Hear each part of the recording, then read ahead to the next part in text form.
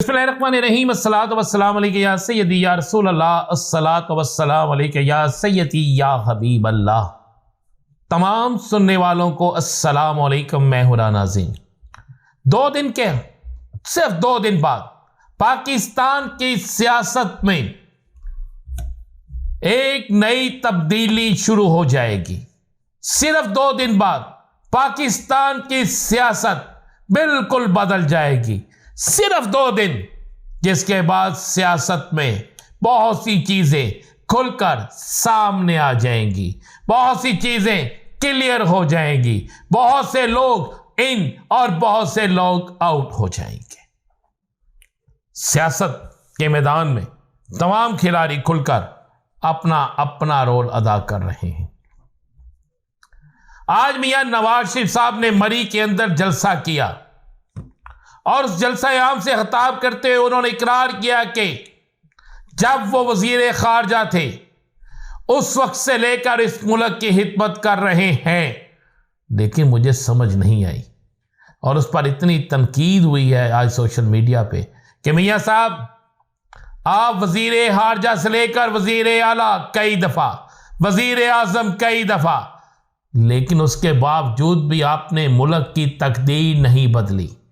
अब भी आप कह रहे हैं कि अगर मुझे आप फिर बारी देते हैं 4थी दफा वजीर आजम बनाने की तो मैं मुल्क की तकदीर बदल दूंगा।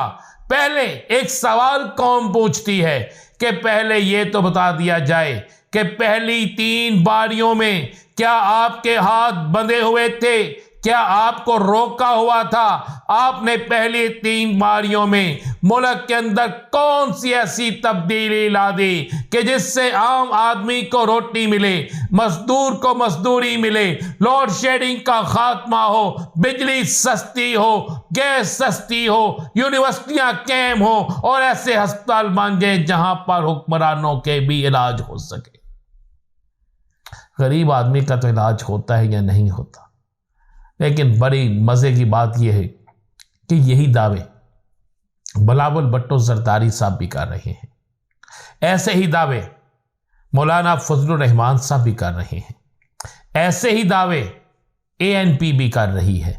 ऐसे ही दावे पाकिस्तान MKM पाकिस्तान भी कर रही है, जो हर दौर में इक्तदार के दरिया की मछली रहती है, जो जिसका मर्जी इक्तदार हो, जिसने हर हाल में अपना हिस्सा लेना होता है।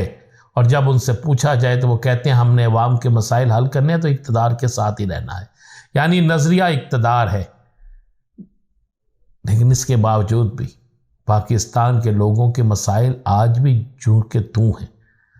आज भी महंगी तरीन बिजली है, आज भी महंगी तरीन गैस है, आज भी लोग चीख रहे हैं, चिल्ला रहे हैं और लोग ये कहने पर मजबूर हैं कि हमारे पास 2 वक्त के खाने के लिए रोटी नहीं है। लोग रोटी के एक एक नवाले को तरस रहे हैं।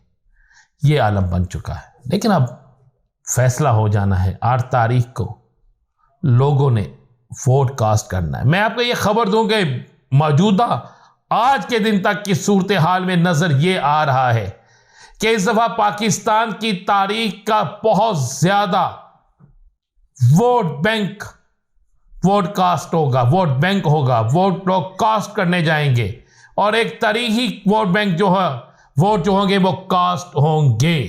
और अगर तारीखी वोट कास्ट होते हैं, अगर टर्न आउट 50% से ऊपर चला जाता है तो फिर मारूफ दानिश्वर, मारूफ तरीन लोग इस बात की निशानदही कर रहे हैं, इस बात की तरफ इशारा दे रहे हैं। तो फिर तमाम सियासी जमातें जो अपने अपने निशान पे लड़ रही हैं, शायद वो अपने निशान पर तो इलेक्शन लड़ें, लेकिन शायद फिर अगला इलेक्शन उनके लिए ना हो, क्योंकि फिर सबसे ज्यादा 50% टर्नआउट के बाद सबसे ज्यादा जो लोग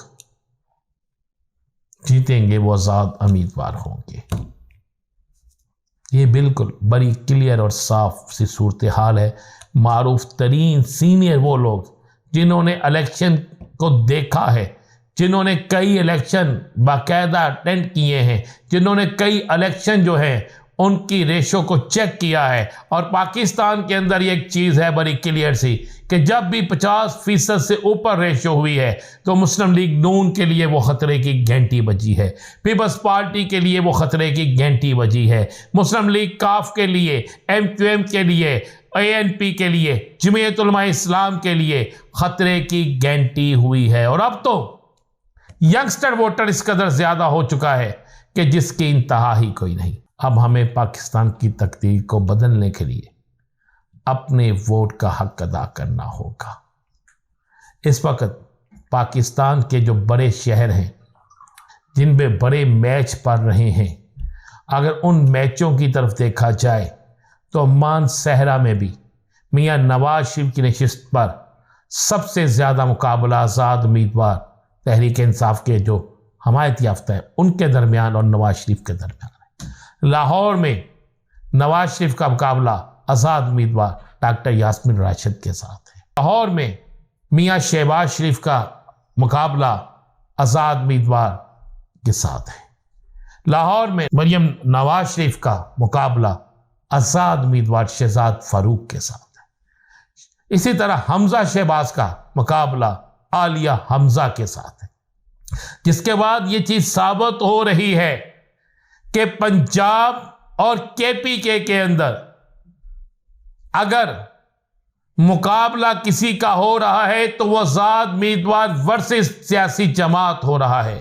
کسی ایک جگہ بھی یہ مقابلہ ایسا نہیں کم از کم ان دو صوبوں میں ہو رہا کہ جس میں ہم یہ کہہ سکیں پیپلز پارٹی ورسز نون لیگ، پیپلز پارٹی ورسز جمعیت علماء اسلام یا کوئی اور جماعت۔ KPK میں تو نون لیگ ویسے نہ ہونے کے برابر ہے، لیکن مزے والی بات یہ ہے کہ پاکستان کی 80% نشستوں پر، یہ میں آپ کو خبر دے رہا ہوں، نوٹ کر لیں، پاکستان کی 80% نشستوں پر مقابلہ آزاد امیدوار اور سیاسی جماعتوں کے امیدواروں کے درمیان ہے۔